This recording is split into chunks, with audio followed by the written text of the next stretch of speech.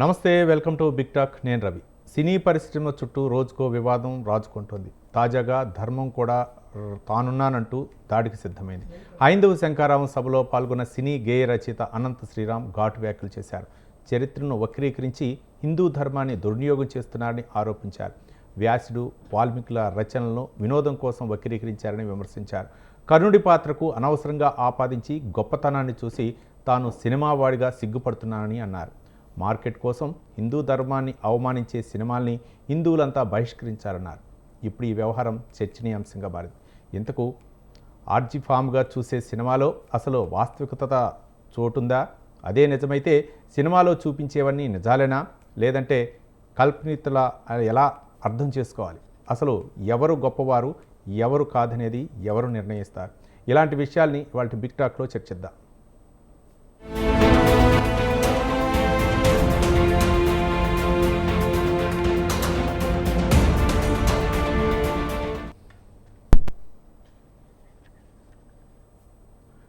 విశ్వ హిందూ పరిషత్ నిర్వహించినటువంటి హైందవ శంఖారామంలో గేయ రచయిత అనంత శ్రీరామ్ వ్యాఖ్యానించినటువంటి వ్యాఖ్యలు కొంచెం చర్చనీయాంశమైనవి. హిందూ ధర్మాన్ని, అలాగే హిందూ సంబంధించినటువంటి అంశాలు చలనచిత్ర పరిశ్రమలో కొంచెం అంటే రామాయణం అవ్వచ్చు, మహాభారతంలోని ఇతివృత్తాలను అయితే మాత్రం చిన్నచూపు చూసే విధంగా, వాటిని రకరకాలుగా అంటే హననం చేసే విధంగా కొంతమంది నిర్మాతలు చేస్తున్నటువంటి ప్రయత్నాలు అయితే మాత్రం ఒక సినీ గేయ రచయితగా అంటే నేను సిగ్గుపడుతున్నాను, నన్ను మన్నించండి, క్షమించండి అనే విధంగా చెప్పారు. మరోపక్క కొన్ని పాత్రలు గతంలో ఏవైతే న్యాయం, ధర్మం అని మనం రామాయణం అవ్వచ్చు, మహాభారతంలో అవ్వచ్చు, పాత్రలు న్యాయం ఏం చెప్తుంది, ధర్మం ఏం చెప్తుంది అనే విధంగా కొన్ని పాత్రలు ఉటంకిస్తాం. అట్లాంటి పాత్రల్ని కించపరిచే విధంగా మరో పాత్రలు ఎవరైతే చిత్రహింసలు గురి చేశారో, ఎవరైతే వేధింపులు గురి చేశారో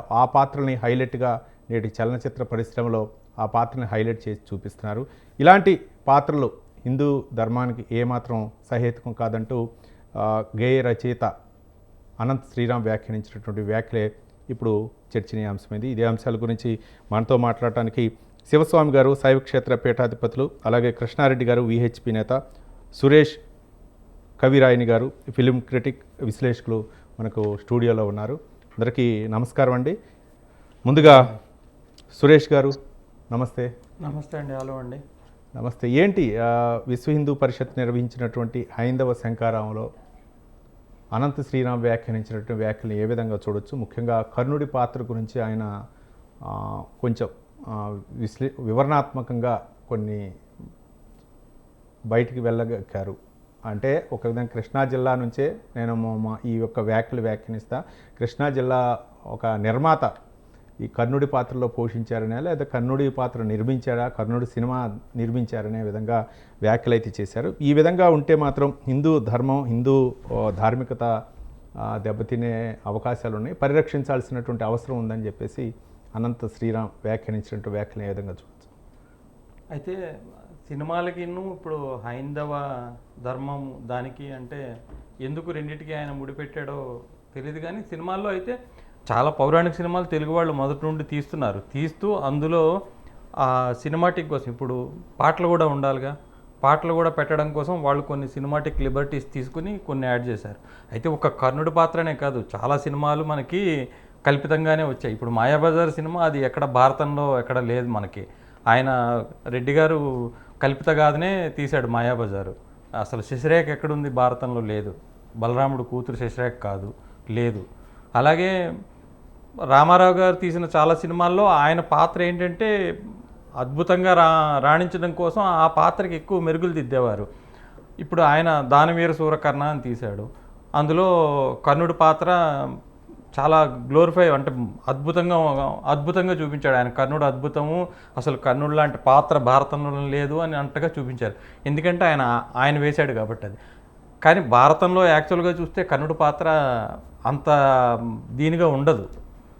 సినిమాల్లో కొంచెం వాళ్ళు లిబర్టీ తీసుకున్నారు. ఆయన ఏ పాత్ర చేశాడో ఆ పాత్రని కొద్దిగా గ్లోరిఫై చేయడానికి చూపించాడు, అట్లా చేశాడు. అలాగే ప్రతి సినిమాలో కూడాను ఇప్పుడు మనకి మల్లాద్రి చంద్రశేఖర శాస్త్రి గారు చాలాసార్లు రామారావు గారిని విమర్శించారు. ఆయన శ్రీకృష్ణ పాండవి అనే సినిమాలో మీకు శకునికి ఏదో ఈయన అన్నం మెతుకులేస్తే అది తిని శకుని బయటకు వచ్చి మళ్ళీ పగ తీర్చుకున్నాడు అని. అదంతా అసలు ఎక్కడ లేదు మీకు, అదంతా ఆయన కల్పితమే. అది చాలా తప్పు. అది అంటే కొంత తీసుకోవచ్చు కానీ సినిమాలు బట్టి మరీ వక్రీకరించేటట్టుగా కొన్ని ఉన్నాయి సినిమాల్లో. మరి ఆయన ఉద్దేశం, అనంత శ్రీరామ్ గారి ఉద్దేశం అదే అనుకుంటా. ఎందుకంటే ఇప్పుడు కల్కిలో కూడా కర్ణుడిని ఒక ధీరోదాత్తుడిగా చూపించడం, అది అనంత శ్రీరామ్ కాదు బయట కూడా చాలా మంది విమర్శించారు. కాబట్టి అనంత శ్రీరామ్ అంటే బయటపడ్డాడు, మిగిలిన వాళ్ళు బయట చాలా మంది. ఆ సినిమా రిలీజ్ అయినా చాలా మంది కర్ణుడిని ఏంటి అంత ధీరోదాత్తుడిగా చూపించాడు, ఆయన దర్శకుడు అర్జునుడు వెనక్కి వెళ్ళేటట్టు కర్ణుడు ముందు అన్నట్టుగా చూపించారు. అది చాలా విమర్శలకు వచ్చింది. అయితే మళ్ళీ ఆయన ఇప్పుడు చెప్పడం ఏంటంటే ఇది పురాణాలు ప్రాతిపదికగా తీశారన్న. నేను పురాణాలు చదివి మరి ఆయన పురాణాలు చదివినప్పుడు కర్ణుడిని అట్లా ఎలా చూపిస్తాడు? ఇప్పుడు సురేష్ గారు, ఒకటి అంటే ఈ వర్ధమాన గేయ రచయిత అనంత శ్రీరామ్ గారు అంటే ఒక్కసారిగా ఈ విశ్వ హిందూ పరిషత్ నిర్వహించిన హైందవ శంఖారావం ఈ వ్యాఖ్యానించడం అంటే ఒక్కసారిగా హైందవ ధర్మం గురించి లేకపోతే హిందూ ధార్మికత గురించి ఒక్కసారిగా మాట్లాడటానికి గల కారణాలు అంటే కారణం అంటే మరి ఆయన ఆ హిందూ ధర్మం కోసం ఆయన కూడా తన ఒపీనియన్ చెప్పినట్టు అంటే సినిమాల్లో ఈ విధంగా జరుగుతుంది, దీన్ని కూడా చాలా బాధాకరం అనే విధంగా ఆయన చెప్పే ప్రయత్నం చేశారనుకోవాలా, లేకపోతే సినిమాల్లో నిజంగా అంటే నిర్మాతలు వ్యాపార దృక్పథంతో వాళ్ళు చేస్తున్నటువంటి ప్రయత్నాలను విమర్శించడం అంటారు? నేను ఇంతకు ముందు కూడా ఇదే చెప్పాను, సినిమా అన్నది వ్యాపారం. ఇప్పుడు నిర్మాత డబ్బులు పోగొట్టుకుందుకు రాడు కదండి. ఒక సినిమా ఇన్ని కోట్లు పెట్టి తీయడుగా. ఆ కేవీ రెడ్డి గారే చెప్పారు, మనం ఒక మెసేజ్ ఓరియంటెడ్ సినిమా తీయాలంటే దానికి నేను సినిమా తీయడం ఎందుకు, ఆ డబ్బులు పెట్టి నా ఒక 100 మందికో 200 మందికో నేను అవేర్నెస్ మామూలుగా బయట క్రియేట్ చేస్తే చాలు కదా అని అన్నాడు. అది కాదు కదా, ఆయన వ్యాపారం కోసం సినిమా తీశాడు. అందులో సినిమాలో మీకు ఆ వ్యాపారాత్మక విలువలు కూడా కొన్ని పెట్టాలి. అందుకని ఏంటంటే చిన్న చిన్న మార్పులు ఏదైనా చేస్తే పర్వాలేదు, కానీ ఒక్కొక్కసారి పెద్ద మార్పులు చేస్తే అది బయట కూడా విమర్శించేవారు చాలా అప్పట్లో. ఇప్పుడు ఈయన అది ఓపెన్గానే విమర్శిస్తున్నాడు మరోసారి. ఆయన అనంత శ్రీరాము రైట్, ఆయన వ్యక్తిగత అభిప్రాయం, ఆయన వ్యక్తిగత. ఎందుకంటే ఆయన చెప్పేది ఏంటంటే భారతంలో కానీ రామాయణంలో కానీ అంటే ఒక నెగిటివిటీ ఉన్న పాత్రల్ని ఈ స్క్రీన్ మీద చాలా పాజిటివ్గా చూపించారు అన్నది ఆయన ఇది. అంతే కదా ఆయన చెప్పింది. కర్ణుడిది భారతంలో అది నెగిటివ్ ఉన్న పాత్ర. అవును, కర్ణుడేమి మీకు భారతంలో అంత మరీ ధీరోదాత్తుడేం కాదు. అలాంటి పాత్రని మీకు తెర మీద ఏంటంటే చాలా గొప్పగా చూపించడంతో అది బయటకు ఏంటంటే ఒక రకమైన వేరే సిగ్నల్ వెళ్తోంది అని ఆయన అభిప్రాయపడి ఉండొచ్చు. అది కొంచెం అంటే ఏంటంటే ఇప్పుడు హిందూ ధర్మాన్ని వ్యతిరేకించే వాళ్ళు ఇలాంటివన్నీ తీసుకొని చాలా చేస్తూ ఉంటారు కదా, విమర్శిస్తుంటారు కదా. అందుకని ఇలాంటి పాయింట్స్ మనం తీయడం వల్ల వాళ్ళకి ఇవి ఆయుపట్టు అనేటట్టుగా ఆయన అన్నాడేమో నా ఉద్దేశం. Right right. కృష్ణారెడ్డి గారు, విహెచ్పి నేత. కృష్ణారెడ్డి గారు నమస్తే. నమస్తే అండి. రైట్, విశ్వ హిందూ పరిషత్ నిర్వహించినటువంటి హైందవ శంఖారావం సభలో వర్ధమాన గేయ రచయిత అనంత శ్రీరామ్ గారు వ్యాఖ్యానించినటువంటి వ్యాఖ్యలు ఏ విధంగా చూడొచ్చు? ముఖ్యంగా సినీ పరిశ్రమకు సంబంధించి సినిమాల్లో పాత్రలు అవ్వచ్చు, లేకపోతే ఈ పౌరాణిక పాత్రల్లో అటు భారతంలో అవ్వచ్చు, రామాయణంలో అవ్వచ్చు, కొన్ని పాత్రలు ఉంటాయి. రామాంజనేయ యుద్ధం అని, లేకపోతే కృష్ణాంజనేయ యుద్ధం, అది జరిగిందా జరగలేదా కానీ సినిమాల్లో పెట్టి చూపిస్తూ ఉంటారు. లేకపోతే లవకుశుల మధ్య యుద్ధం అనే విధంగా వీటన్నిటిని కూడా విమర్శించారు. ఇట్లా జరుగుతుంది, హైందవ ధర్మంపై చిన్న చూపు చేసే ప్రయత్నం జరుగుతుంది ముఖ్యంగా సినిమాల్లో అనే విధంగా ఎలా స్పందిస్తారు? మొట్టమొదటిగా ఎవరో ఒకరు కనీసం ఆ చర్చకు తీసుకొచ్చారు అంత పెద్ద విశాలమైన సభలు. 1950, 60 దశకాల్లో చూస్తే కనుక పౌరాణిక సినిమాలే దాదాపుగా అన్ని వచ్చినాయని కూడా 90% పౌరాణిక సినిమాలే.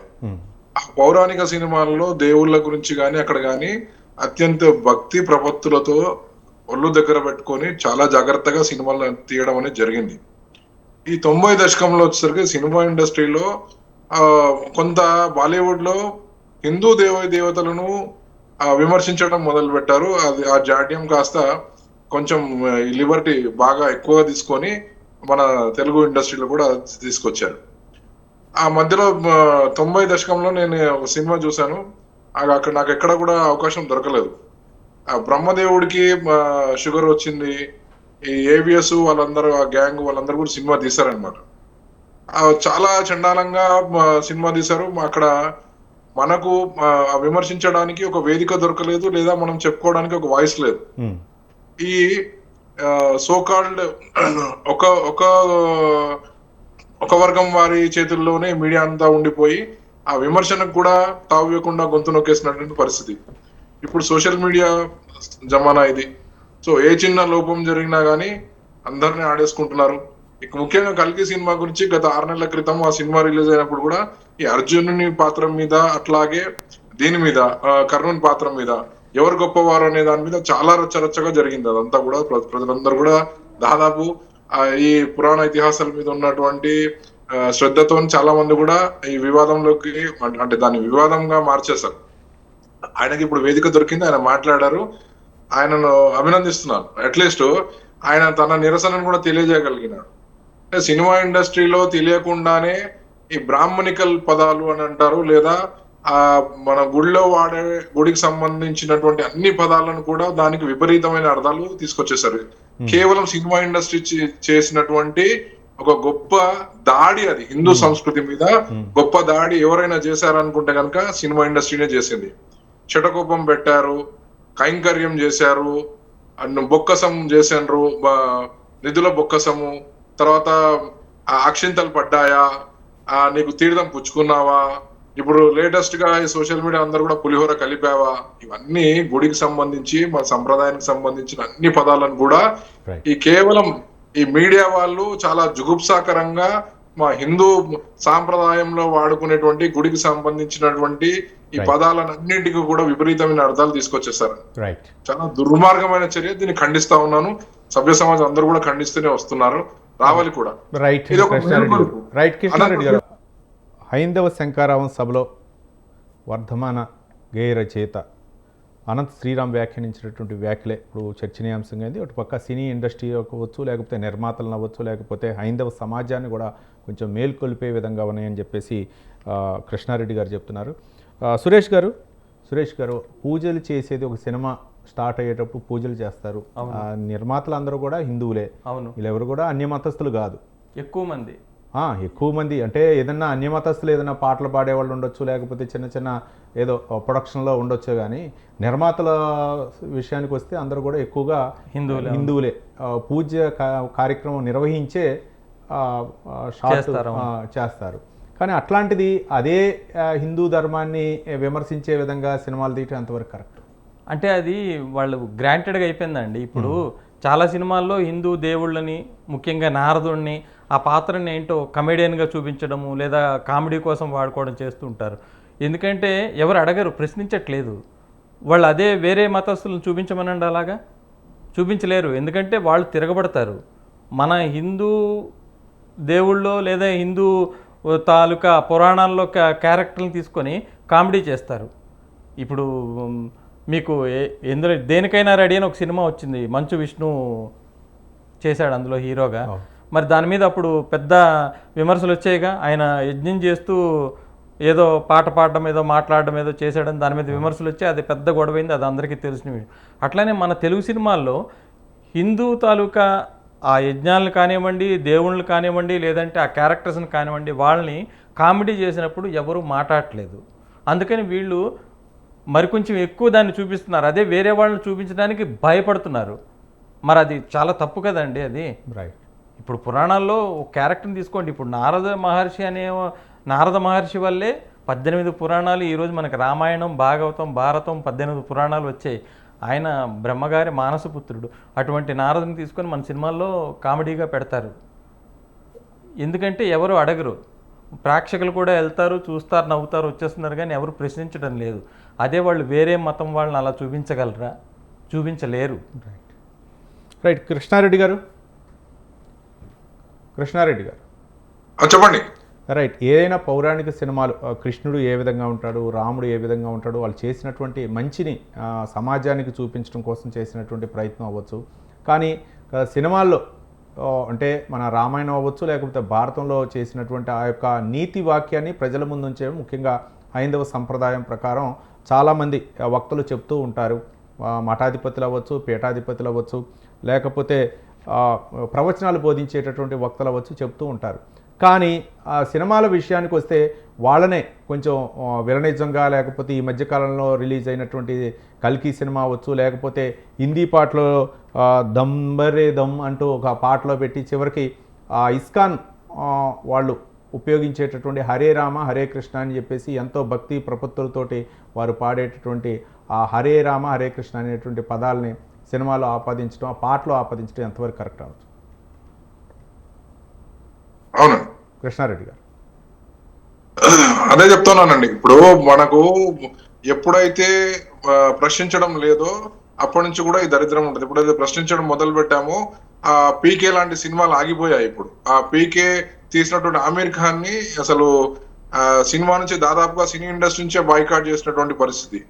ఇప్పుడు ప్రజలకు ఎప్పుడైతే చైతన్యం వచ్చిందో అప్పటి వరకు అంతకుముందు ఉన్న వీళ్ళ ఆటల్లో సాగాయి. కానీ ఇప్పుడు చెప్తాను, సమాచార విప్లవం అనేది ఒకటి జరిగింది, సోషల్ మీడియా చేతిలోకి వచ్చింది, ప్రజలందరూ స్పందిస్తా ఉన్నారు, తీవ్రమైన నిరసన వస్తా ఉంది. ముఖ్యంగా ఇందాక సోదరుడు గుర్తు చేసినట్టు బ్రాహ్మణ సాంప్రదాయాన్ని లేకపోతే వాళ్ళను అత్యంత నీచంగా చూసినటువంటి మంచు ఫ్యామిలీకి ఇప్పుడు ఏం జరిగిందండి? వాళ్ళందరూ కూడా కనీసము వారిని క్షమాపణలు అడిగారు.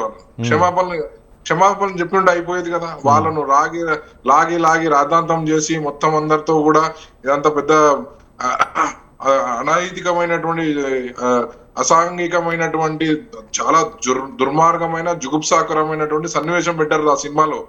హలీం తింటారండి ఎవరైనా?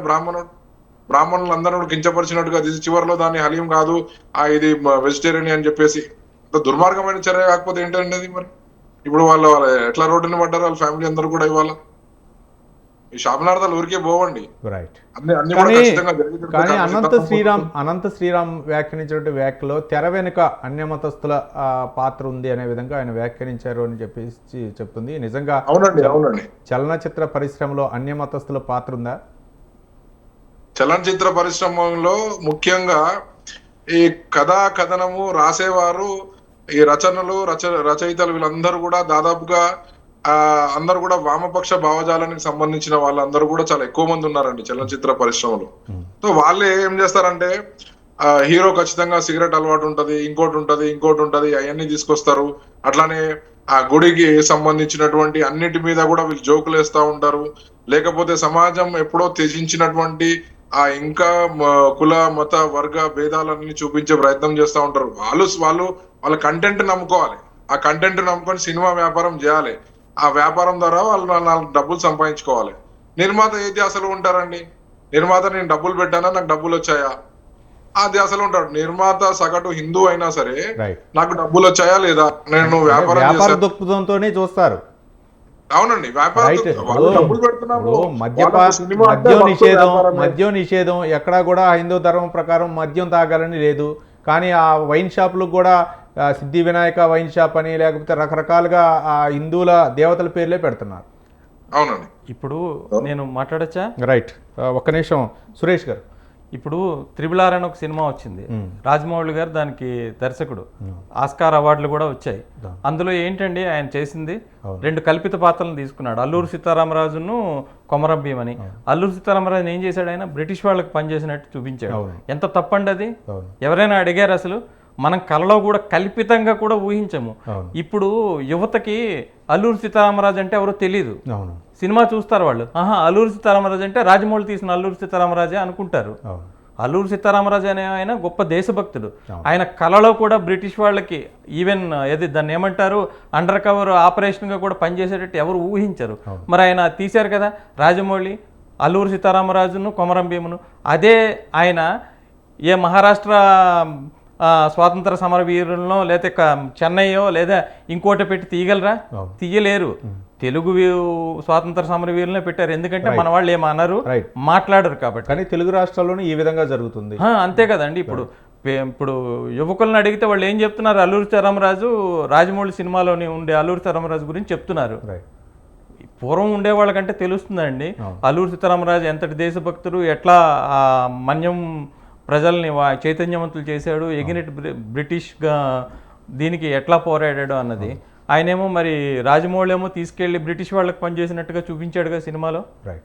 మరి అది ఎంతవరకు సమంజసము, ఎవరు అడగలేదు అసలు. కానీ మీరు సినిమాల గురించి విశ్లేషిస్తూ ఉంటారు. ప్రతి సినిమాలో కూడా ఒక అంటే ఇదివరకు ఏదైనా ఒక చక్కని మెసేజ్ ఒక సమాజానికి చూపించాలనే ప్రయత్నం జరిగేది. కానీ ఇప్పుడు వచ్చే సినిమాల్లో ఇది ఆ ప్రయత్నం ఏమైనా జరుగుతుందా, లేకపోతే అంతా కూడా ఫ్యాంటసీ సినిమాలని చెప్తున్నా, సినిమా రిలీజ్ అయిన తర్వాత దీన్ని ఫ్యాంటసీగానే చూడాలని చెప్పేసి ఒక కింద కన్క్లూజన్గా వాళ్ళు చెప్తూ ఉంటారు. ఒక సినిమా ముందు డిస్క్లైమర్ వేసేస్తున్నారు కదండి, ఇది అవును. దేనికి అనువాదం కాదు, ముందుగానే రైట్ ముందుగానే వేసేస్తున్నారు. వేసేసి వాళ్ళు ఇప్పుడు సినిమా అన్నది నేను మళ్ళీ చెప్తున్న వ్యాపారం అంటే వాళ్ళు తీయచ్చు కమర్షియల్, ఇప్పుడు అన్ని హంగులు వ్యాపారాత్మక హంగులు అన్నీ పెట్టి తీయచ్చు. కానీ కొంచెమైనా ఇప్పుడు మీరు లైవ్ క్యారెక్టర్ తీసుకున్నప్పుడు వాళ్ళని కొంచెం నీట్గా చూపించండి అన్నది జనాల అభిప్రాయం.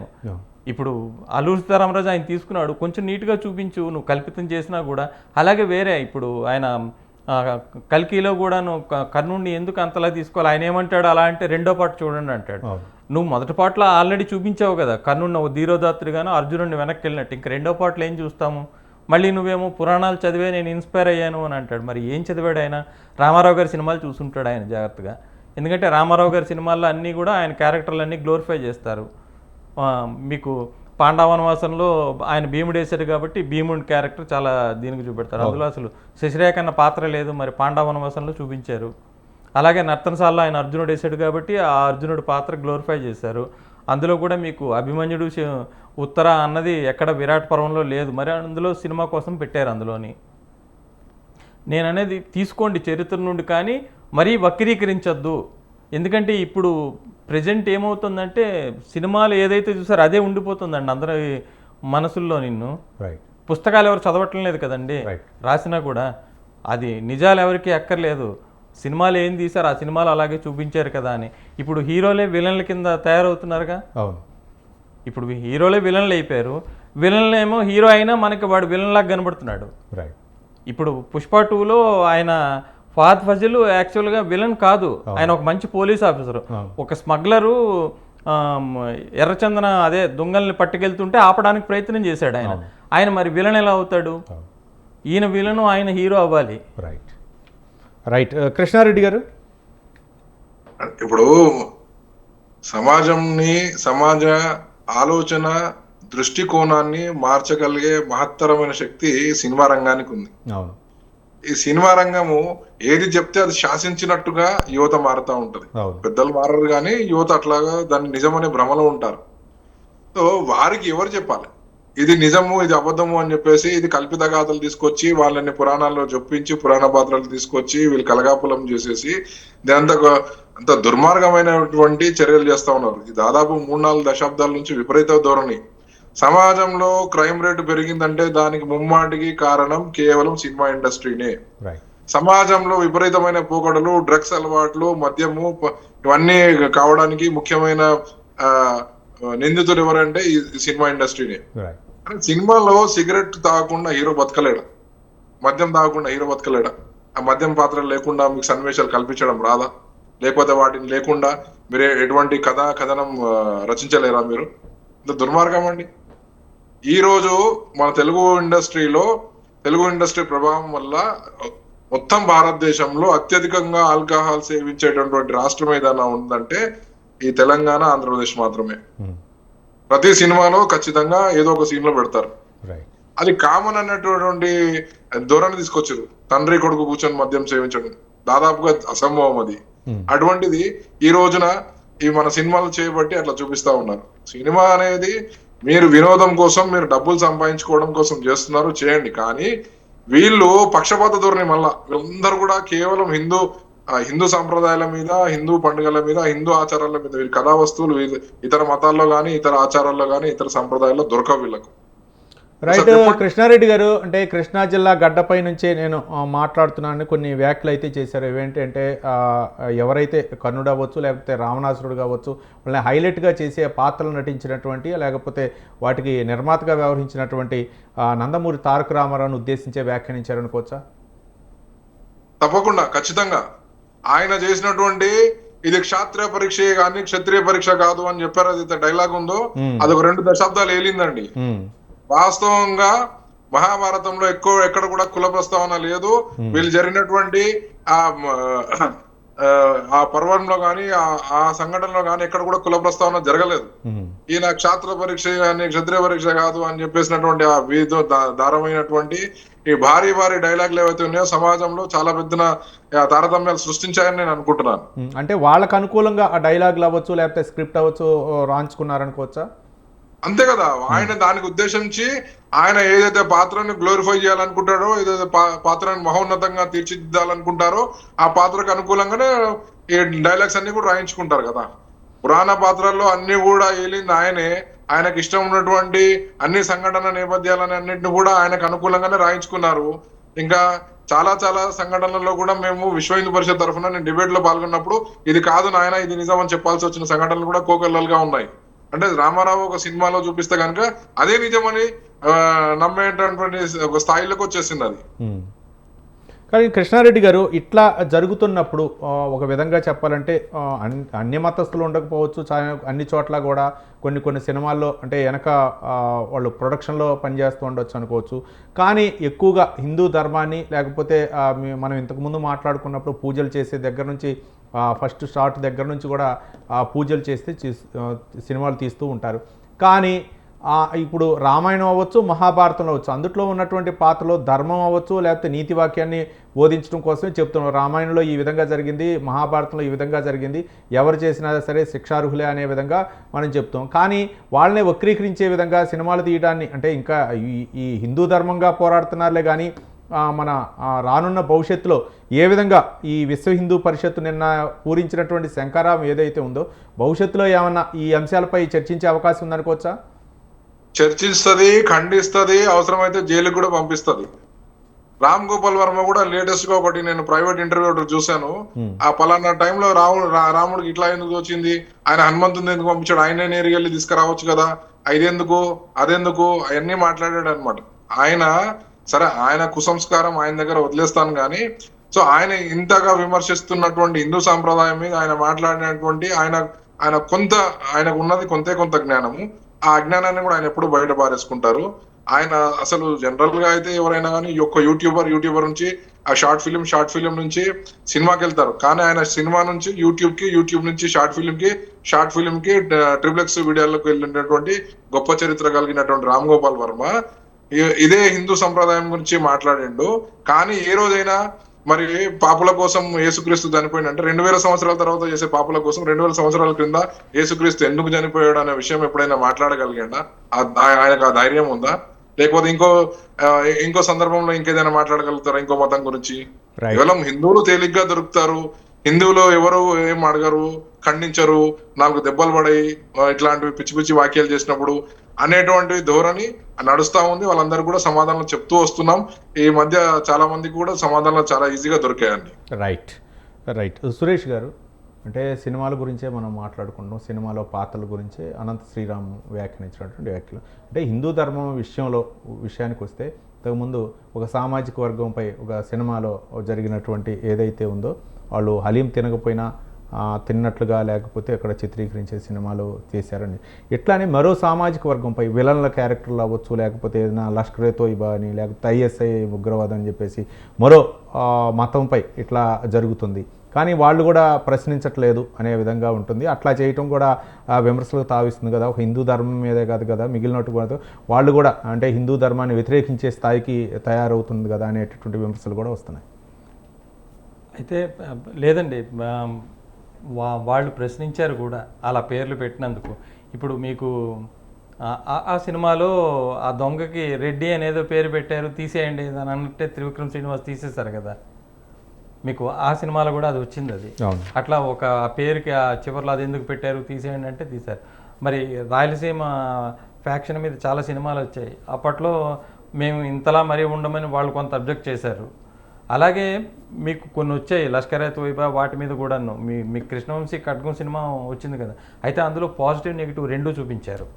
మీకు కృష్ణవంశీ ఖడ్గం సినిమాలో అవే కదా ఉండేవి, మరి దాని గురించే ఉండేది. కానీ పాజిటివ్ నెగిటివ్ తీశారు. అయితే కానీ ఏంటంటే అక్కడ వాళ్ళందరూ ప్రశ్నిస్తారు. ఇక్కడ ఏంటంటే వీళ్ళు హిందూ గాడ్స్ని కామెడీగా చూపించినప్పుడు ఎవరు ప్రశ్నించట్లేదు, వీళ్ళని ఎవరు అడగట్లేదు. అందుకని వీళ్ళు ఏంటంటే అది గ్రాంటెడ్గా తీసుకొని చేస్తున్నారు. అయితే సినిమా అన్నది అదొక వ్యాపారం.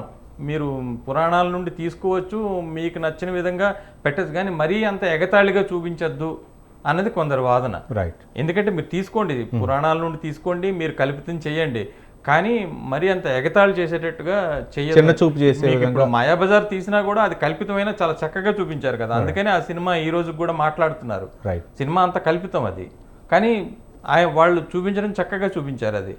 అందుకని అదే దీంట్లో అనమాట, మీరు ఏదైనా తీసుకోండి కల్పిత కాదు, కానీ కొంచెం ఎగతాళి చేయకుండా, కామెడీ చేయకుండా క్యారెక్టర్లు నీట్గా పెట్టండి అని చాలామంది చెప్తూ ఉన్నారు. రైట్.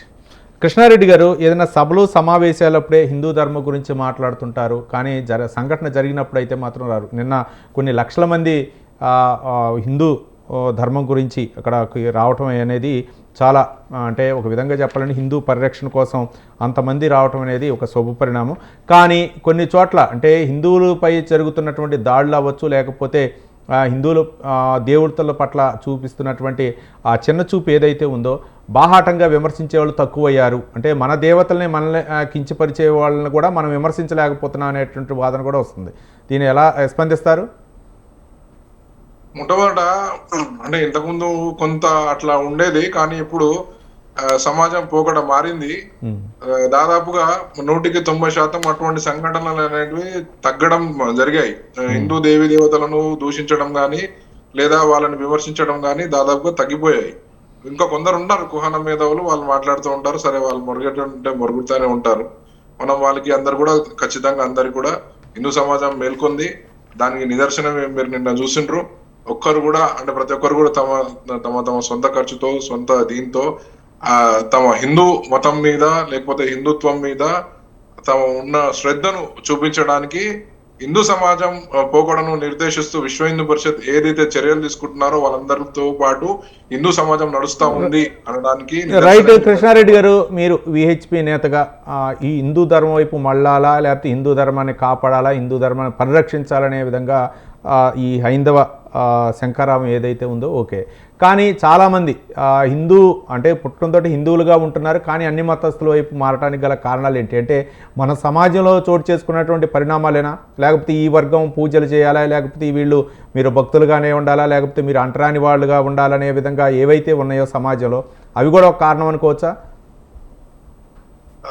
1906కు ముందు హిందువుల్లో ఇన్ని కులాలు లేవండి. 1906కు ముందు కేవలం 1906 తర్వాత 1927, 1936లో జరిగినటువంటి కుల గణనలు చేయడం ద్వారా హిందువులను విభజిస్తూ వచ్చారు. అప్పుడు ఎన్ని కులాలు ఉన్నాయి? అప్పుడు అసలు మొట్టమొదటి 1906లో కులగణన చేసినప్పుడు కానీ కృష్ణారెడ్డి గారు, సరే హిందువులు కులగణన అవ్వచ్చు, లేకపోతే రకరకాల మతగణన అయితే చేయలేదు కదా, కులగణన చేశారు, కానీ వాళ్ళందరూ కూడా దేవుడు ఒక్కడే కదా. ఇప్పుడు మనము ఎందుకు విడిపోతున్నాము, లేకపోతే ఏం జరుగుతుంది?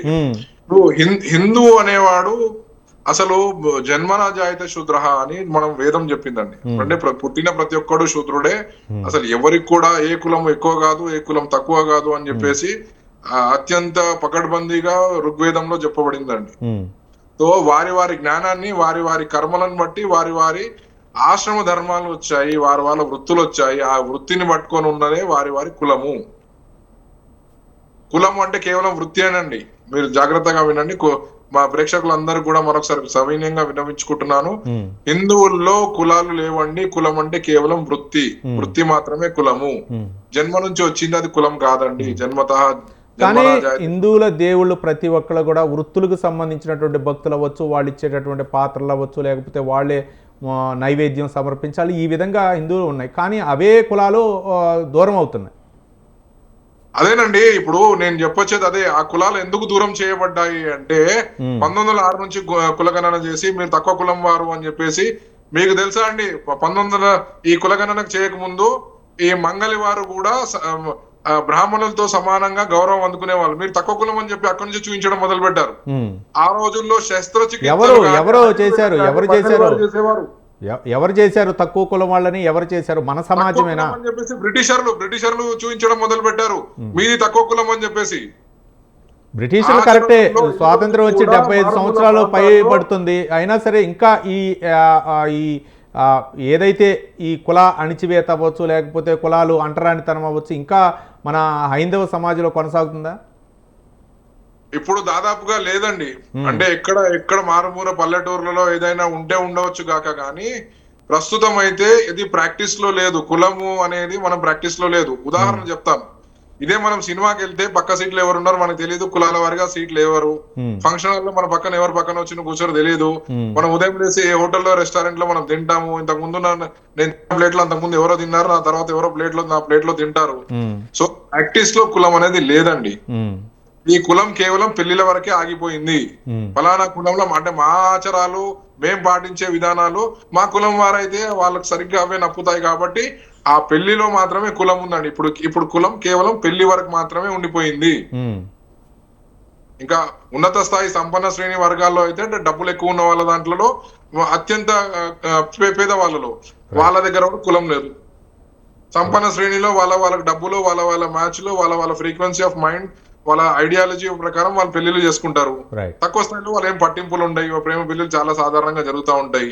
ఈ మధ్య తరగతి వాళ్ళలో అది కూడా ఆ పెళ్లిళ్ళ వరకు మాత్రమే కులం అనేది ఆగిపోయింది. రైట్. ఇప్పుడు కులం ప్రాక్టీస్ దాదాపు పట్టణంలో పట్టణీకరణ జరిగిన తర్వాత అసలు ఎక్కడ కూడా కులం ప్రాక్టీస్ లేదండి. రైట్ గారు. ఇదే అనంత శ్రీరామ్ ఒక అలాయ్ బలాయ్ కార్యక్రమంలో అప్పుడు బండారు దత్తాత్రేయ రాలేదు. అదే ఒక్క విషయం, అలాయ్ బలాయ్ కార్యక్రమంలో హైదరాబాద్లో నిర్వహించినటువంటి బండారు దత్తాత్రేయ గారు ఇప్పుడు గవర్నరు, అంటే ఆయన పేరు ప్రస్తావించవచ్చో ప్రస్తావించకూడదు, ఆయన ప్రతి సంవత్సరం కూడా అలాయ్ బలాయ్ కార్యక్రమం నిర్వహిస్తాం. ఆధ్యాత్మికవేత్తలు, సినిమా పరిశ్రమకు, రాజకీయ పరిశ్రమకు అందరినీ పిలిచి వాళ్ళు అలాయ్ బలాయ్ అంటే స్నేహపూర్వకంగా ఉండటం కోసం చేసేటటువంటి కార్యక్రమం అంటూ అందరూ ఒక వేదిక మీద కూర్చోవడం కోసం. ఆ రోజు చిరంజీవి మెగాస్టార్, ఆయన కొంచెం ఇమేజ్ ఉంది కాబట్టి కొంతమంది సెల్ఫీల కోసం పోటీ పడ్డారు.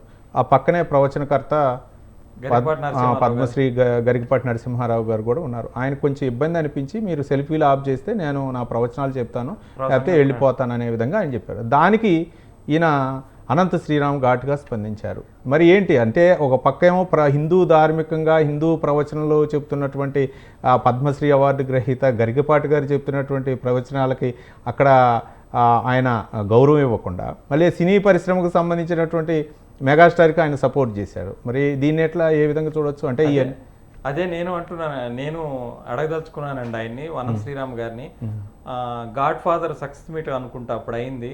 అయినప్పుడు ఈయన వచ్చాడు అనంత శ్రీరాము, గరికపాటి ఏ పార్టీ, ఈ పార్టీ, ఆ పార్టీ అని ఆయన్ని మామూలుగా ఒక దాన్ని ఏమంటారు ఈయన పుల్లలాగా తీసి పడేశాడు.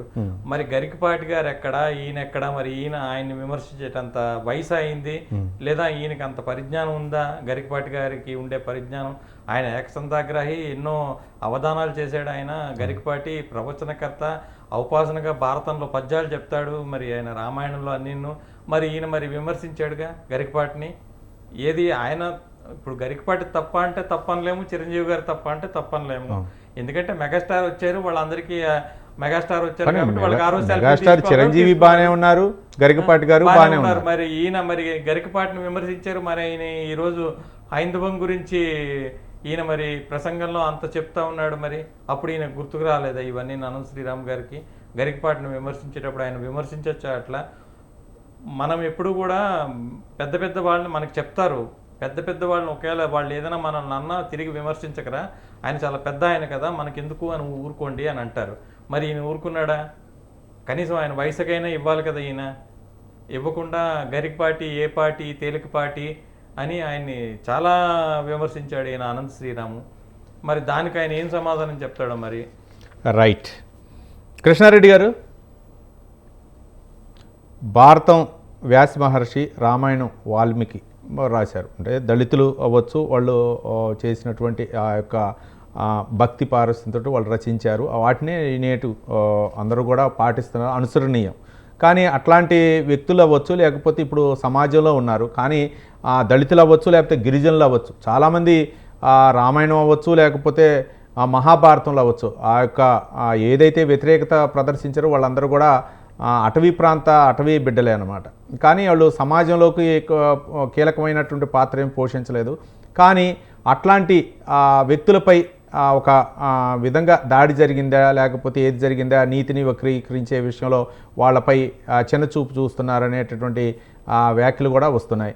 మరోపక్క ఎవరైతే దళితులు అవ్వచ్చు, లేకపోతే గిరిజనులు అవ్వచ్చు, వాళ్ళందరూ కూడా హిందూ ధర్మానికి దగ్గర అవ్వాలని చేసినటువంటి ప్రయత్నాలు ఏమన్నా హిందూ పరిషత్ ఏమైనా చేసే ప్రయత్నాలు ఉన్నాయా? ఓ పక్క దేవాలయాల్లో పూజలు చేస్తుంటే కొన్ని సామాజిక వర్గాలే పూజలు చేయాలి, లేకపోతేనేమో మీరు ఇంతకుముందు అన్నారు దేవాలయాల్లోకి లేకపోతే అందరినీ కూడా కలుపుకొని పోవాలా హిందూ సమాజం, లేకపోతే ఇట్లాంటి ఏమైనా జరిగితే ఏమైనా లోటుపాట్లు జరిగితే ఖండించాలి. కానీ ప్రతి దేవాలయాలకు కూడా ఆ దేవాలయ ఆ ట్రస్టీ అవ్వచ్చు, లేకపోతే ధర్మకర్తల మండలి అవ్వచ్చు, అన్నీ కూడా అగ్రకులాలకు సంబంధించినటువంటి వ్యక్తులే ఉంటున్నారు. ఇది కొంచెము నేను విచారించాల్సిన విషయమే, విస్తృత స్థాయిలో చర్చ కూడా జరగాల్సిందే. అవును, మీరు అన్నట్టుగా దళితులు లేకపోతే ఇంకో ఎవరు ఉన్నారనో పూజారి ఆశ్రమ మఠ మందిర్ విభాగం అని మా దగ్గర ఉంటుందండి. ఈ మఠ మందిర్ విభాగము వీళ్ళందరూ కూడా ఈ మఠాలు పీఠాధిపతులతో మేము కోఆర్డినేట్ చేసుకుంటూ ఉంటాం. అట్లాగే ఈ గుడులు తర్వాత పూజారి వ్యవస్థలో మేము అన్ని కులాల వారికి అందరికి కూడా ఆ పూజారి కావాల్సినటువంటి ఏవైతే వాళ్ళకు అర్హత ఉందనుకో బెంచ్ మార్క్ ఉందని అనుకుందాం, వాళ్ళందరూ కూడా కుల రహిత సమాజాన్ని నిర్మించే దిశలోనే గ్రామ పూజారులను కానీ లేకపోతే వివిధ రకాలైనటువంటి అంటే పద్ధతులు ఉంటాయి, ఆచార వ్యవహార పద్ధతులు ఉంటాయి కదా, సో ఆగమ పద్ధతులు ఉంటాయి. ఆ గుడికి ప్రత్యేకమైనటువంటి ఆచారాన్ని వారికి తర్ఫీదునిస్తామని వాళ్ళందరికీ ట్రైనింగ్ ఇస్తాం. సో వేదం నేర్చుకోవడానికి అవసరమైనటువంటి వయస్సు కులరహితంగా అన్ని కులాల వారిని కూడా మేము తీసుకుంటాం. ఈ విషయంలో కులరహిత సమాజాన్ని నిర్మించే విధంగా విశ్వ హిందూ పరిషత్ లో సామాజిక సమరసత అభియాన్ అనే ఒక విభాగం నడుస్తూ ఉంటుంది. ఆ సామాజిక సమరసత అభియాన్ అనేది ఈ గిరిజనులు దళితులు అందరినీ కూడా తీసుకొని సంస్కార కేంద్రాలు, తద్వారా జనజీవన శ్రమంతిలో అందరూ కూడా అంటే ఏ ఒక్కరు కూడా తక్కువ కాదు అనే విషయాన్ని మనం ప్రస్ఫుటీకరిస్తూ దాన్ని స్థిరపరుస్తూ దాన్ని ధృవీకరిస్తూ అందరికీ సమాన అవకాశాలు అనే విషయం ద్వారా అందరికి కూడా అన్ని వసతులు అందరిలో అందరూ సమానమే, అన్ని కులాలు సమానమే. కృష్ణారెడ్డి గారు మఠాధిపతులు అవ్వచ్చు, పీఠాధిపతులు అవ్వచ్చు, వాళ్ళందరికీ కూడా ఒక ట్రస్టులు ఉంటాయి, లేకపోతే కొన్ని కోట్ల రూపాయలు ఉంటాయి, లేకపోతే భూములు ఉంటాయి. అందరూ కూడా పెద్ద పెద్ద మంత్రులు వస్తుంటారు, లేకపోతే ఎమ్మెల్యేలు ఉంటారు, లేకపోతే కోటీసులే వాళ్ళని ఆశ్రయిస్తారు. కానీ వాళ్ళు పేదలు అవ్వచ్చు, దళితులు అవ్వచ్చు, వాళ్ళ దగ్గరగా చేరదీసినటువంటి సందర్భాలు లేవు. దీన్ని ఎలా చూస్తారు? మరి ఇది నిజంగా హైందవ ధర్మానికి విరుద్ధం కదా? వాళ్ళని చిన్న చూపు చూసినట్లు కదా? అంటే కొన్ని పీఠాలు ఉండి ఉండవచ్చు కాక, చిన్నజీయ స్వామి ఆశ్రమాన్ని మేము సందర్శించాము. అక్కడ ఆ వేద విజ్ఞానాన్ని అన్ని కులరహితంగా అందరికీ ఇస్తున్నారు. వాళ్ళందరూ కూడా అర్చక పౌరోహిత్యాన్ని వారికి ట్రైనింగ్ జరుగుతూ ఉంది. అక్కడ అందులకు కూడా బ్రైలీ లిపి లేకపోతే అందులకు సాఫ్ట్వేర్ కూడా నేర్పిస్తా ఉన్నారు. అట్లాగే గణపతి సచ్చిదానంద స్వామి ఆశ్రమంలో కూడా కులరహితంగా ఉన్నటువంటి జరుగుతూ ఉన్నాయి, కార్యక్రమాలన్నీ జరుగుతూ ఉంటాయి. వీళ్ళన్నిటి కూడా అంటే కొన్ని ఆశ్రమాల్లో జరిగి ఉండవచ్చు కాక, కానీ 100% మేము చూసినటువంటి లేదా మాతో పరిచయంలో ఉన్నటువంటి లేదా మేము సంపర్కంలో ఉన్నటువంటి పీఠాలన్నీ కూడా ఆ శక్తి కేంద్రాలుగా శ్రద్ధా కేంద్రాలుగానే బాసిల్లుతా ఉన్నాయి. వారు సరైన దిశలోనే పనిచేస్తా ఉన్నారు. ఒకటి రెండు జరుగుతూ ఉండొచ్చు కాక, వాళ్ళ రాజకీయ అవసరాల కోసం వాళ్ళు వచ్చి ఉండొచ్చు. మనం చూస్తా ఉన్నాం కొన్ని జరిగినాయి అట్లాంటి పీఠాల్లో. వాటితో మనకేం సంబంధం లేదండి. వాళ్ళందరూ కూడా వాళ్ళ వ్యాపార విస్తరణ కేంద్రాలుగా వాళ్ళు చేసుకుంటా ఉన్నారు. కానీ మేము హిందూ సమాజం మీద శ్రద్ధాశక్తులతోని ఎవరైతే పనిచేస్తున్నారో వాళ్ళతో మేము ఎప్పుడు కూడా కలిసి పనిచేస్తూ ఉంటాం. రైట్. సురేష్ గారు అంటే ఆయన చిన్నజీయర స్వామి అన్నారు, నేను ఆయన గురించి ప్రస్తావించవచ్చా? ఇప్పుడు ఆయన హైందవం సమానత్వం గురించి మాట్లాడుతున్నారు కదా. ఇప్పుడు శంషాబాద్ దగ్గర ఆయన పెట్టారు కదా రామానుజాచార్య విగ్రహము. ఇప్పుడు ఆయనది లోపలగా నేను ఒకసారి పర్యటించాను, లోపలన్నీ చూశాను. 108 ఎన్నో లోపల టెంపుల్స్ పెట్టారు, అన్ని విష్ణువే పెట్టారు, ఈశ్వరుడు పెట్టలేదు. మరి బ్రహ్మ విష్ణు మహేశ్వరులు అనే సమానం అనే చెప్తారు కదా హిందూ సంప్రదాయంలో, అంతా ఒకటే అని. మరి అక్కడ ఆయన ఒక్క ఈశ్వరుడిది కూడా పెట్టలేదు, ఆయన ఈశ్వరుడు గురించి చెప్పాడు చిన్నజీయర స్వామి గారు. అదే సమానత్వం ఎక్కడి నుండి వస్తుందండి? సమానత్వం అనేది ఎక్కడి నుండి వస్తుంది? నువ్వు చూపించాలి కదా ముందు మనకి. అంటే ఒక విషయం కృష్ణారెడ్డి గారు, ఇప్పుడు 108 టెంపుల్స్ లోపల ఉన్నాయి, 108 ఎన్నో ఉంటాయి, అందులోని అన్ని కూడా విష్ణువుకి సంబంధించిందే ఆయన పెట్టాడు, ఒక్కటి కూడా ఈశ్వరుడికి సంబంధించింది లేదు. అవును. అంటే హిందూ ధార్మికతలో ఇవి కూడా ఒక ప్రజల్ని గందరగోళానికి దారితీసేటటువంటి పరిస్థితులు కూడా ఉన్నాయి. కృష్ణారెడ్డి గారు ఇప్పుడు మనము దీని మీద ఇంకాస్త డీప్ గా వెళ్తే సబ్జెక్ట్ కొంచెం వేరే అవుతుంది. ఇప్పుడు మనం మాట్లాడుతున్న సబ్జెక్ట్ నుంచి మనం డివేట్ అవుతాము. శివకేశవులకు భేదం లేదు అని చెప్పేసేటువంటి మనం మాత్రమే మనం పరిగణన తీసుకుంటాము. వాళ్ళ త్రిదండి చిన్నజీయ స్వామి ఆశ్రమం అది. అంటే వారి ఆశ్రమానికి ఒక ధర్మాలు ఉంటాయి. వారి స్వతంత్రంగా రాసుకున్నటువంటి ఆగమ శాస్త్రాలు వాళ్ళు ఫాలో అవుతారు. దాంట్లోకి వెళ్ళి మనం చెప్పలేమండి మీరు ఇలా ఎందుకు చేస్తున్నారు, మీరు ఇలా ఎందుకు చేయరు అని చెప్పేసి మనం అడగడానికి వీలు ఉండదు. కొన్ని ఆశ్రమాలకు కొన్ని ధర్మాలు ఉంటాయి. వాళ్ళ ఆశ్రమ ధర్మాలను వాళ్ళు పాటిస్తూ ఉంటారు. అప్పుడు సమానత్వం అనలేరు కదండి మరి. మీరు కనుక చూసినట్టు అయితే ఇప్పుడు సమానత్వం కోసం ఆ రోజు 1000 ఏళ్ల క్రితం చేసినటువంటి ఆ గొప్పనైన కార్యక్రమం ఏమైనా కదా అందరికి తెలియాలని ఆయన పెట్టారు. కరెక్టే. ఆయన జగద్గురు రామానుజాచార్య అన్నారు, జగద్గురు శంకరాచార్యులు వారు కదా. రకరకాల హిందూ ధర్మంలో రకరకాలుగా, హిందూ ఆధ్యాత్మిక ధర్మంలో రకరకాలైనటువంటి అంశాలు ఉంటాయి. కానీ ఒకటి కృష్ణారెడ్డి గారు, ఇప్పుడు ప్రతి ఒక్కళ్ళని కూడా హిందూ ధర్మాన్ని దగ్గరగా చేర్చాలా, మరో పక్క అందుట్లో ఉన్నటువంటి ఏదైతే అధర్మం ఉన్నదో దాన్ని తొలగించాలా, ప్రతి ఒక్కళ్ళు కూడా హిందూ మార్గం వైపు నడిపించాలంటే ఎలాంటి అంశాలను తెరపైకి తీసుకురావాలా, ప్రజలకు ఏ విధంగా చేరువ చేయాలంటారు? ఇది మొట్టమొదటిగా ఇంట్లో ప్రతి ఇంటి నుంచి రావాలండి. ఇంట్లో తల్లిదండ్రులు వాళ్ళు సహజ న్యాయ సూత్రాలు ధర్మం గురించి వాళ్ళు చెప్పాలి. అంటే పెద్దలను గౌరవించాలి, తల్లిదండ్రులు మాతృదేవో భవ, పితృదేవో భవ, ఆచార్య దేవో భవ, అతిథి దేవో భవ, ఇది మనటువంటి చాలా సహజంగా మనం నేర్చుకున్నాం మన చిన్నతనంలో. కానీ ఇప్పుడు జనరేషన్ లో అట్లా లేదు. పిల్లలు ఎవరైనా ఇంటికి వస్తే ఎందుకు వచ్చాడో, మా ఇంటికి ఎందుకు, వీడికి మా ఇంట్లో ఏం పని అన్నట్టుగా చూస్తున్నటువంటి పెంపుతున్న పెంపకం. సో ఫస్ట్ మనకు హిందుత్వంలో అంటే మనం అనుకుంటున్నటువంటి మతాన్ని పక్కకు పెడితే మనం సహజ న్యాయ సూత్రాలు లేదా సహజ ధర్మంగా పెరిగినటువంటి సశాస్త్రీయమైనటువంటి జీవన విధానంలో బ్రతుకుతున్నటువంటి వాళ్ళము. సో దీంట్లో మన అందరూ కూడా ఏం చెప్తుంది, ఎప్పుడు కూడా హింసకు తావులేదు. ప్రతిరోజు అంటే మంచి నడవడి, ఆత్మావత్ సర్వభూతేషు మాతృవత్ పరధారేషు అని చెప్తారనమాట. అంటే ప్రతి ఒక్కరిలో కూడా, అంటే కుక్కలో, పిల్లిలో, ఇతర జంతు ప్రాణికోట్ల అందరిలో కూడా నువ్వు ఆత్మను దర్శించు. అట్లాగే భార్యను తప్ప పరస్త్రీలో ప్రతి ఒక్క స్త్రీలో కూడా నువ్వు తల్లిని చూడు, మాతృవత్ పరధారేషు, ఇతరుల భార్యలను నువ్వు తల్లిగా స్వీకరించు, అట్లాగే వాళ్ళతో మన వ్యవహారం ఉండాలి అని చెప్తారన్నమాట. సో ఇటువంటి నైతిక నియమావళి అనేది ఇప్పుడు ఎక్కడ కూడా ఈ grammar school, convent school, missionary school, లేకపోతే ఈ సోకాల్డ్ ఇంటర్నేషనల్ స్కూల్ ఎక్కడ కూడా చెప్పరండి అదంతా కూడా. సో ఈ చెప్పకపోవడం వల్ల ఏమవుతుందంటే వాళ్ళ ఆలోచన జ్ఞానం అనేది ఇది సహజంగా తీసుకోవడం అనేది నశించిపోయి సినిమాలో ఇందాక మనం మాట్లాడుతున్నటువంటి విలనే కరెక్ట్ అన్నట్టుగా హీరోని, పోలీస్ ఆఫీసర్ నే విలన్ గా చూపెట్టడం అనే దాన్ని ఆ మెథడ్లు స్వీకరిస్తే క్రైమ్ రేట్ అనేది పెరుగుతూ ఉంటది. కానీ కృష్ణారెడ్డి గారు ఒక విహెచ్పి నేతగా మీరు ఖండిస్తారు, లేకపోతే సభలు సమావేశాలు ఉంటాయి. కానీ ఇట్లాంటి సినిమాలు రిలీజ్ అయినప్పుడు వాటిని బహిష్కరించాలా, లేకపోతే ప్రభుత్వాలపై ఒత్తిడి తీసుకొచ్చే విధంగా ప్రయత్నాలు ఏమైనా జరుగుతున్నాయా? చాలా సార్లు చేశామండి, చాలా సార్లు ఖండించాము, చాలా సార్లు సెన్సార్ బోర్డుకు లేఖలు రాసాము, చాలా సినిమాలను అడ్డుకున్నాం. కమర్షియల్ అడ్వర్టైజ్మెంట్ మీద కూడా మేము కేసులు వేసామండి. హెయిర్ అని ఒక కంపెనీ వాళ్ళు వాళ్ళ ఫ్రిడ్జ్ ఒకటి తీసుకొస్తారు, లేకపోతే వాళ్ళది ఏదో ఏసీ కూలర్ ఏదో ఉంటుంది అనమాట. ఇండియా నువ్వు మంచి అలవాట్లు నేర్చుకొని చెప్తారనమాట. దాని మీద కేసు వేస్తే వాళ్ళు మంచి అలవాట్లు చేసుకుందామని మార్చుకున్నారు వాళ్ళ టైటిల్ ని. సో అట్లా ప్రతి కమర్షియల్ యాడ్ మీద కూడా మా దృష్టి ఉంటుంది, లేదా సినిమాల్లో కూడా మా దృష్టి ఉంటుంది. ఏ సినిమాల్లో అయితే, ఏదైతే సీరియల్లో అయితే ఏదన్నా జరిగితే కనుక తక్షణమే విశ్వ హిందూ పరిషత్ స్పందిస్తుంది. డీజీపీకి లేఖలు రాసిన సంఘటనలు ఉన్నాయి, వెళ్ళి కంప్లైంట్లు ఇచ్చే సంఘటనలు ఉన్నాయి, కోర్టుల్లో కేసులు వేసినటువంటి సంఘటనలు కూడా ఉన్నాయి. రైట్. సురేష్ గారు, చివరిగా చెప్పండి, సినిమాల్లో ఈ అశ్లీల చూపించకుండా, హిందూ దేవతల్ని చిన్న చూపు చూడకుండా ఐటెం సాంగ్స్లో కూడా చివరికి పెట్టే పరిస్థితి వచ్చింది. ఇది నివారించాలంటే ఏం చేయాలంటే చివరిగా? సెన్సార్ బోర్డు అనండి. ఇప్పుడు దువ్వాడ జగన్నాథం, మీకు హరీష్ శంకర్ తీసిన దువ్వాడ జగన్నాథం ఎంత వివాదాస్పదమైందో మీకు తెలుసు. ఆయన ఆ పాటలో ఉండే రాశారు. ఇప్పుడు ఆయన అనంత శ్రీరామ్ ఏదో ప్రస్తావించాడు, మరి ఆ పాటే అనుకుంటా. దువ్వాడ జగన్నాథం సినిమా చాలా వివాదం అయింది, మీకు తెలుసు కదా. అప్పట్లో దాని మీద అడ్డుకున్నారు కూడా చాలామంది.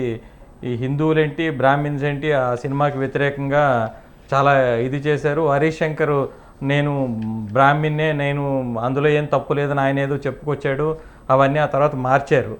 అయితే కానీ సినిమా అన్నది వేరు, ఈ ఇప్పుడు ఆయన అనంత్ శ్రీరామ్ గారు చెప్పే హిందూ మతం అవన్నీ వేరండి. Right. సినిమాల్ని మనం దీన్ని ముడిపెట్టకూడదు. Right. అయితే సినిమాలు ఏంటంటే మీరు వ్యాపారాత్మకంగా తీసినా కూడా కొంచెం బాధ్యతాయుతంగా తీయాలి. ఎవరిది మనం వేరే ఎవరిని నొప్పించకుండా. Right. ఇప్పుడు ఇంతకు ముందే నేను చెప్పినట్టు మన హిందూ దేవుళ్ళని కాదు, ఏ దేవుళ్ళని వేరే వాళ్ళని కూడా మీరు ఏమి కించపరిచేటేం తీయనవసరం లేదు. అసభ్యకరంగా కామెడీ చేయకుండా మీరు నీట్గా వాళ్ళని చూపిస్తే చాలు, ఎవరు అబ్జెక్షన్ పెట్టరు. రైట్ కానీ ఊరికే నారదుడి క్యారెక్టర్ని కమెడియన్గా చేసి Right. అలాగే లేదా ఇంకొక హిందూ దేవతని దేవుణ్ణో కమెడియన్ గాను లేదా దేనికో పెట్టేసి Right. అసభ్యకరంగా చూపిస్తేనే ఇవన్నీ వస్తాయి. రైట్ మీరు రైట్ సినిమా థ్యాంక్ యూ వ్యాపారం చేసుకోండి, కానీ నీతిగా చేసుకోండి వ్యాపారం అన్నది. రైట్ థ్యాంక్ యూ సురేష్ గారు, ఫిలిం క్రిటిక్ విశ్లేషకులు, అలాగే కృష్ణారెడ్డి గారు విహెచ్పి నేత స్పందించి చర్చా కార్యక్రమంలో పాల్గొన్నందుకు. ఇది మొత్తానికి విశ్వ హిందూ పరిషత్ నిర్వహించిన హైందవ శంఖారామంలో వర్ధమాన గేయ రచయిత అనంత శ్రీరామ్ వ్యాఖ్యానించినటువంటి వ్యాఖ్యలు అయితే మాత్రం ఒక విధంగా చలనచిత్ర పరిశ్రమలో హిందూ దేవతల్ని అంటే కించపరిచే విధంగా చేసేటటువంటి ఏవైతే ప్రయత్నాలు ఉన్నాయో వాటిని ఎక్కడైనా విరమించుకొని హిందూ దేవతల్ని గౌరవించే విధంగా చేయాలని చెప్పేసి భక్తులు తమ అభిప్రాయం వ్యక్తం చేశారు. ఇది వాళ్ళ బిగ్ టాక్లోని అంశం. రేపటి బిగ్ టాక్లో మళ్ళీ కలుసుకుందాం. చూస్తూనే ఉండండి స్వతంత్ర.